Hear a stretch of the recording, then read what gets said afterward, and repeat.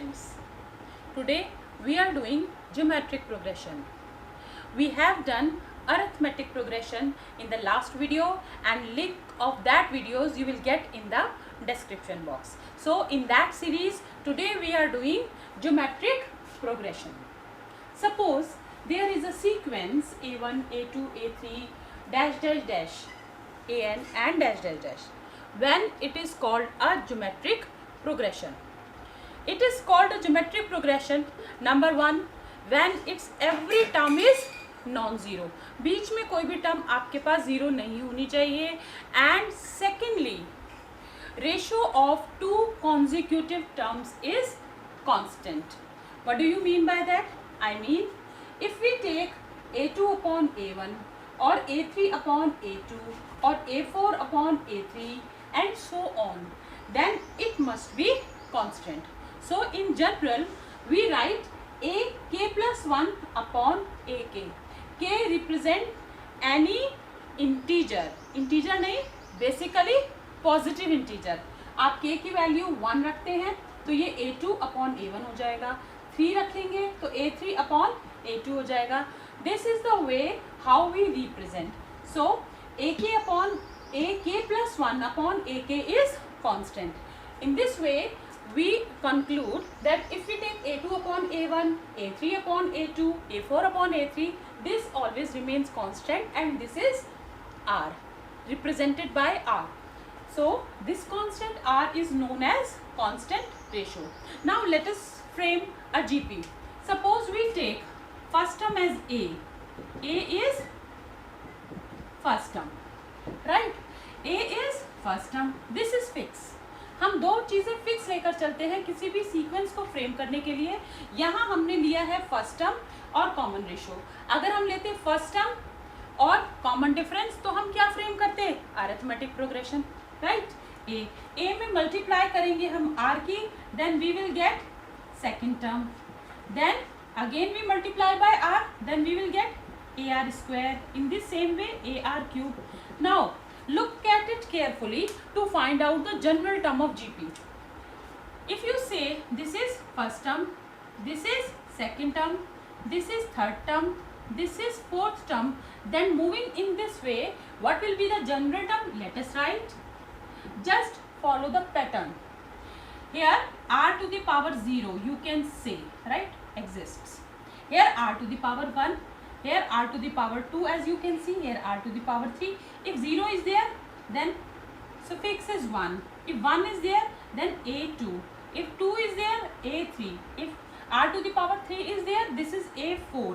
Then an is there, then your nth term becomes ar to the power n minus 1.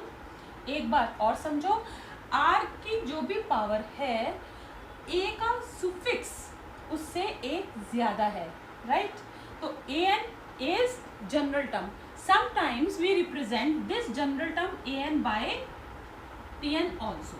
Again, let us write the variables we have used. That a is first term, r is common ratio, n is number of term, and an is nth term, right? This is nth term. Let's take some questions based on the concept.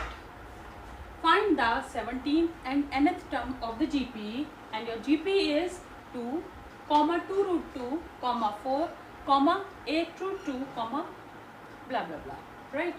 Now compare it with the series we have studied. AR square, AR cube, right? Then A is equal to 2. First term is 2. How you find common ratio? You know very well, common ratio is second term upon first term or third term upon second term. So we must take two ratios. This is under root 2. What you have done? A2 upon A1. Let's try one more time. This is 4 upon 2 root 2. 2 gets cancel out. This is again root 2. This was a2 upon a1 and this was a3 upon a2. So r is same in both the cases, hence common ratio is root 2. अगर कभी आपसे पूछा जाता है prove that it is GP, आप क्या करेंगे? आपको सिर्फ आर से ही चेक करना है कि ये जीपी है या नहीं है।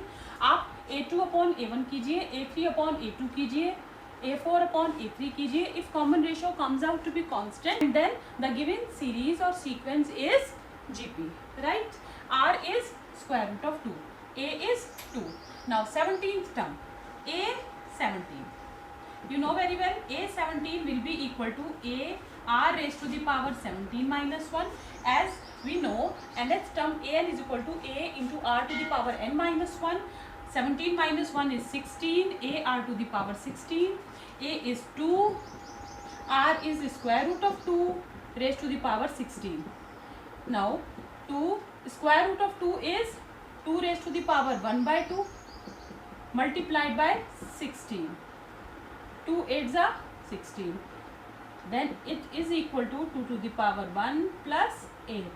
Base same है, पावर z हो जाएंगी, ये 2 to the power 1 था, and your answer is 2 raised to the power 9. Now nth term of GP, you are asked to find nth term of GP. An, An is A into R raised to the power n minus 1. A is 2, R is square root of 2 raised to the power n minus 1. Square root of 2 means raised to the power half. That means square root of 2 means 2 to the power half. Half means 1 by 2. This will become n minus 1/2. आपने अभी भी किया है कि ये दोनों powers add हो जाएंगी. 2 raised to the power 1 plus n minus 1/2. जब आप इन्हें ऐड करेंगे, आप LCM लेंगे, तो आपको अच्छी तरह समझ आ रहा है. It will become 2 raised to the power n plus 1 by 2. Again, you can write it as 2 raised to the power 1 by 2 and then raised to the power n plus 1. And 2 raised to the power half is square root of 2. इसका reverse use आपने कर दिया जो आप use पहले कर रहे थे. Next question is which term of GP, the GP is this, is 3072.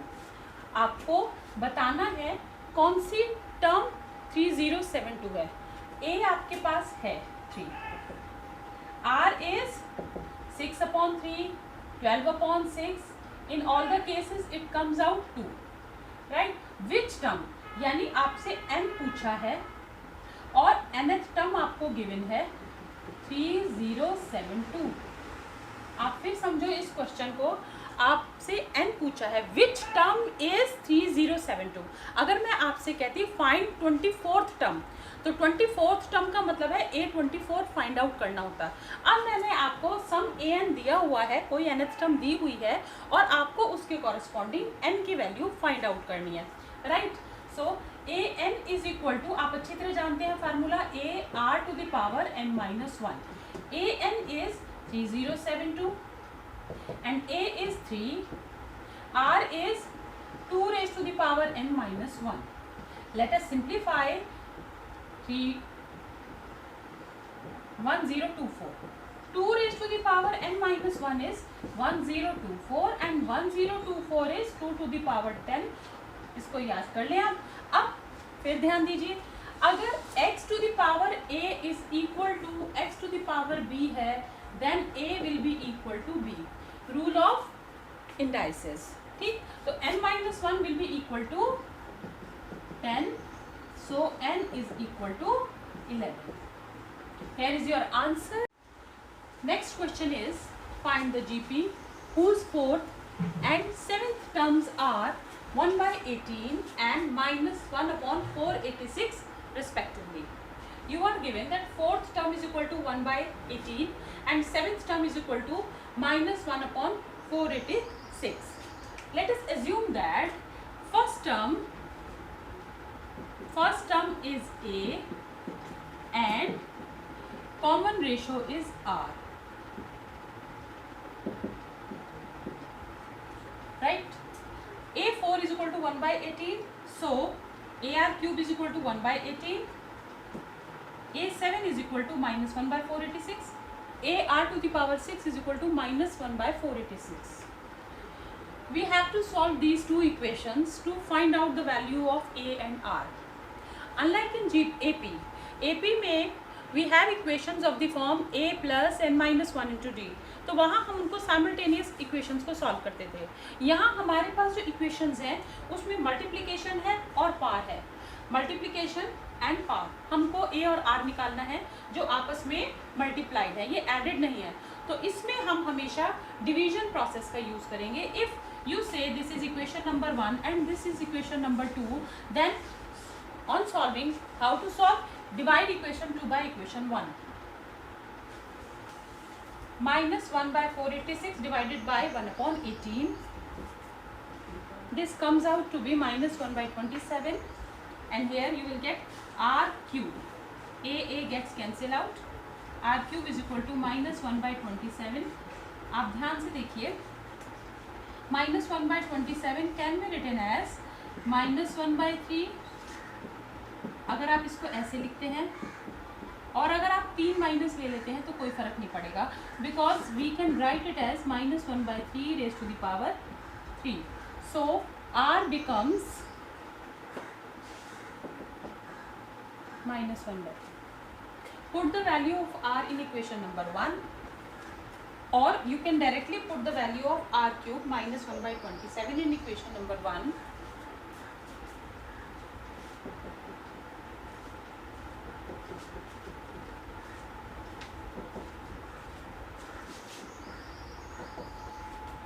A is 3 by 2, right?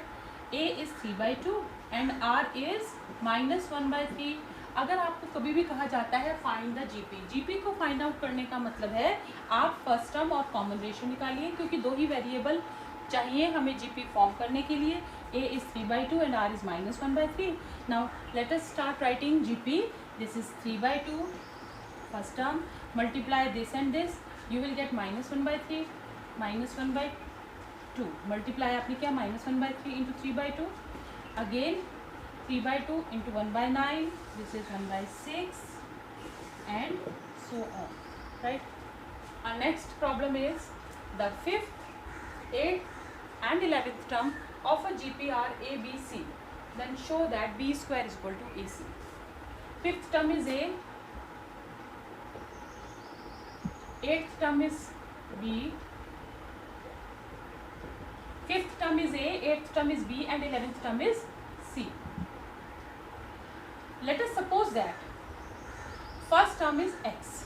We cannot suppose first term as A because A is already given in the question. जब आपको कोई variable question में given है तो आप नया variable कोई suppose कर लीजिए, बिकॉज आप एक बात याद रखिए, जो वेरिएबल आपने सपोज किया है उसकी या तो आपको वैल्यू फाइंड आउट करनी है, और अगर आपको कुछ प्रूव करना है तो वो वेरिएबल्स एलिमिनेट होंगे. ये दो बातें आपको हमेशा याद रखनी है. आपने कहा first term, let first term x and common ratio r, then a5 is written as x r to the power 4a, x r to the power 7b, x r to the power 10c. मैंने अभी आपसे कहा था जो variable आपने suppose किए हैं वो आपको एलिमिनेट करना है. आप ध्यान से ऑब्जर्व करो, 4 में 3 ऐड करते हैं 7 आता है, 7 में 3 ऐड करते हैं 10 आता है. तो यहाँ पर एक तरह से एपी फ्रेम हो रही है. थोड़ा सा ट्रिकी है, तभी मैंने ये क्वेश्चन लिया है आपके लिए. अब हमारे पास 3 इक्वेशंस है, this is first, this is second और एंड दिस इज थर्ड. आप नाम दे सकते हैं first, second and third. Divide कीजिए सेकंड को 1 से एंड थर्ड को सेकंड से. आपको मिला पहला सेकंड अपॉन फर्स्ट करके आर क्यूब, एक्स से एक्स कैंसिल हो गया, R to the power 7 upon R to the power 4 will give you R cube. This is B upon A. याद रखिए जो नीचे की पावर है ये ऊपर चली जाएगी और माइनस हो जाएगी, या आप ये भी कह सकते हैं आर ऊपर 7 टाइम्स लिखा है और नीचे आर 4 टाइम्स लिखा है, तो 4 टाइम्स आर, ऊपर के 4 टाइम्स आर से जब कैंसिल हो गया तो 3 टाइम्स आर ही तो बचेगा, right? In the same way R cube is equal to C by B, both are equal to R cube, these two expressions. So we can put the sign of equality, b upon A is equal to C upon B, cross multiply करेंगे, B square is equal to A C and hence proved. Now next new formula is nth term from the end. Suppose there is a series a, ar, ar square and there are n terms in the series. I suppose that nth term or the last term is L, right? L is last term. आपसे कहा गया find nth term from the end, nth term from the end, and L is the last term. If there are n terms and L is the last term. अब आप इसमें कोई भी term निकाल रहे हैं, जैसे अब आपसे कहा गया find the third term from the last, find the fourth term from the last, right? अगर आप देखें, suppose I right a series 2, 4, 8, 16, 32 and 64. अगर मैं यहाँ से 2 मल्टीप्लाई करते जाती हूँ तो फिर इधर से अगर आना है तो हमें क्या कर रहे हैं, हम डिवाइड कर रहे हैं. आप इस सीरीज को उल्टा लिख के देखें, 64, 32, 16, 8, 4 एंड 2. यहाँ पर अगर कॉमन रेशियो 2 था तो यहाँ पर कॉमन रेशियो कितना है, 1/2 है, क्योंकि आप 32 को 64 से डिवाइड कर रहे हैं, 16 को 32 से डिवाइड कर रहे हैं, यानी आपने सीरीज को रिवर्स करके लिख दिया है, राइट? यहाँ राइट टू लेफ्ट आपने यहाँ पे लिखा है इसे लेफ्ट टू राइट में, लेफ्ट जो राइट जो आपका पोर्शन है उसको आपने लेफ्ट बना दिया है, राइट? अब देखते हैं, हम लिखते हैं nth term from the and, और हमने कहा है L जो है आपके पास लास्ट टर्म है. nth term from the and, n में भी 3, 4, 5, 6 कुछ भी हो सकता है, राइट? एंड तो हमने इसमें कहा nth term from the last will given by L 1/r raise to the power n-1. अब एक क्वेश्चन इस पर बेस्ड हम करते हैं. Let us take find the fourth term from the and.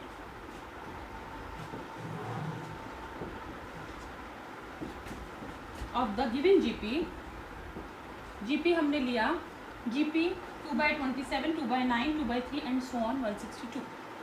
Here fourth term from the end. End के लिए आपको L लास्ट टर्म चाहिए. L is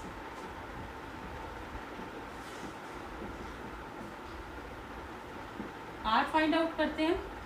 2/9 divided by 2/27, so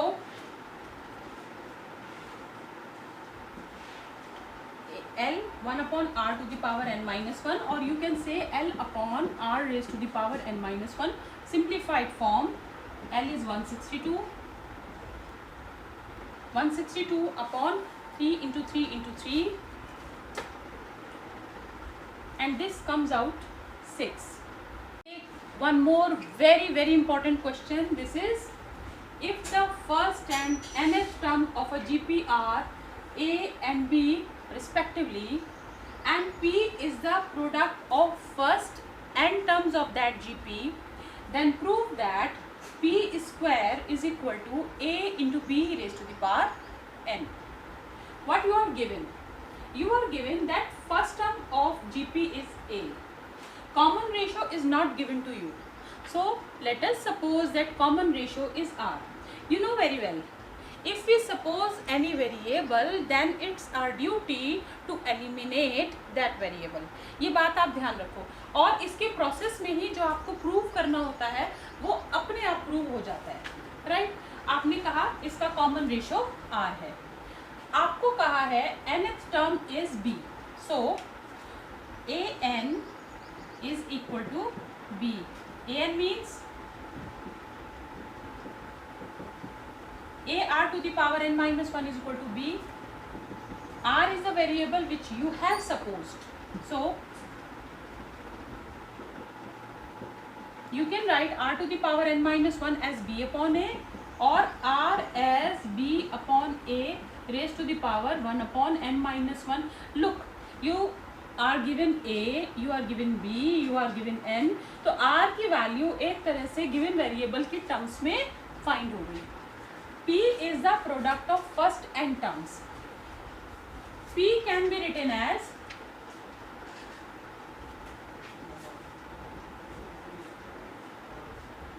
P is equal to AR square to AR to the power n-1. This is first term, second term, third term, fourth term, and this is last term. Collect all the A's and collect all the r's. How come? Look, a how many times? n times. n times a की multiply होगी तो वो a to the power n हो जाएगा. a to the power 1, a to the power 1, a to the power 1, a to the power 1 कितनी बार? n times. ध्यान दीजिए, n times. r to the power 1 plus 2. Now r to the power 1 plus 2 to n minus 1. a to the power 1 n times a to the power n, and r to the power n minus 1 upon 2. Find the sum of this series using AP. You will get the expression n minus 1 upon 2. On solving it, r is the variable which we have assumed. So replace r by this expression. This is the expression when r is expressed in the given terms, given variables, right?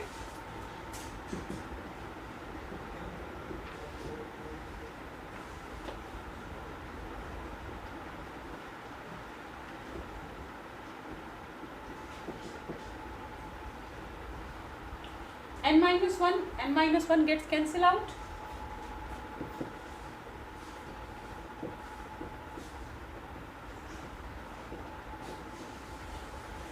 You are left with a to the power n, b upon a to the power n by 2.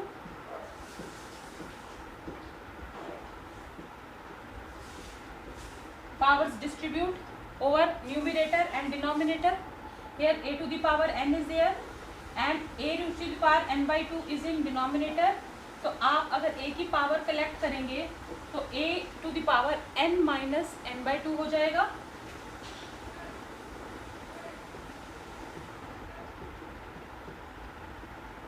n minus n by 2 is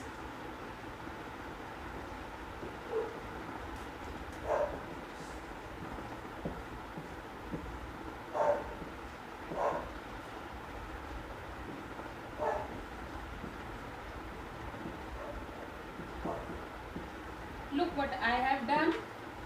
a to the power n by 2, b to the power n by 2. Power आपके पास बाहर common आ गई. a into b raise to the power n by 2.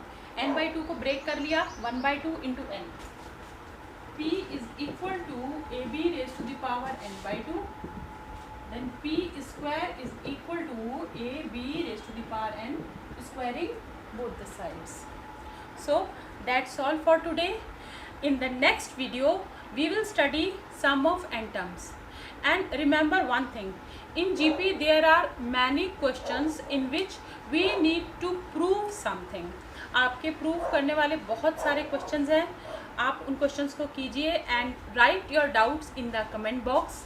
I will definitely answer that and I will make a separate video for that difficult questions also. बस मुझे ये चाहिए कि पहले आप उनको ट्राई कर लें, उनको कर करके छोड़ दें जगह अपने रजिस्टर में. उसके बाद हम उन क्वेश्चंस को जब करेंगे तो आपको अपनी मिस्टेक्स पता चलेंगी. So that's all for today. Bye bye.